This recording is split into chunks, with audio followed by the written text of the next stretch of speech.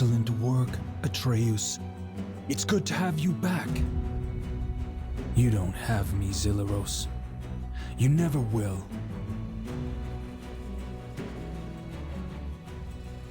Have it translated, melted down, sent direct to me.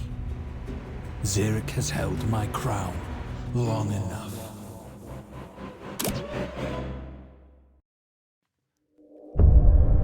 The story I'm about to tell is not of heaven or of hell. It's not of any place you know, and if you did, you dare not go. It's full of love, war, and death, and begins with the first breath. V lay wrapped in his cocoon, dreaming of what might be. An eternal slumber, an infinite loneliness with nothing for him to see. In the abyss, he dreamt of seeing his reflection, his lack of companionship, his only imperfection. This sudden realization jolted him awake. In that moment, time began, like the birth of a snowflake. He removed his 1,000 eyes and cast them into the darkness, creating the stars and space. He chose one planet among the rest for his final resting place. He called it Inamorta, the first word ever spoken. To feel alive, he needed children, or he'd remain heartbroken. He knew not of pain or suffering, only the need for a son and daughter. From his body, in his likeness, he created the elements, earth and water. For 1,000,000 years, these two elements would populate the world.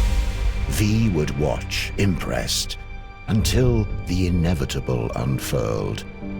The elemental populations reached beyond capacity.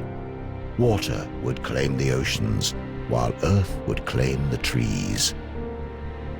They fought ferocious battles, and borders only grew, though they could not live without each other. So what were they to do? V became angry at what they had become, a perfect world of harmony. And look what they had done. He created a third element, fire, from his own 2 hands, punishment for anything disobeying his commands. But his newest creation was spawned from hate and spite, and evil was born into Inamorta on that night.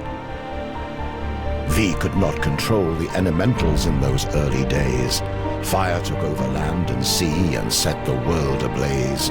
Afraid making a 4th element would only make things worse, he had no choice and created air, as fire was a curse.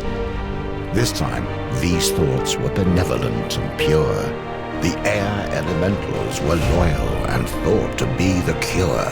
They enforced the laws of V and fought for a world of peace. But fire only worshipped themselves and would not be policed.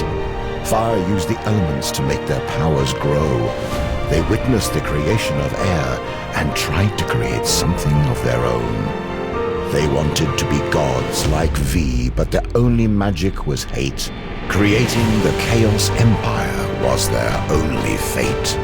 This new empire could live and die and truly had a soul.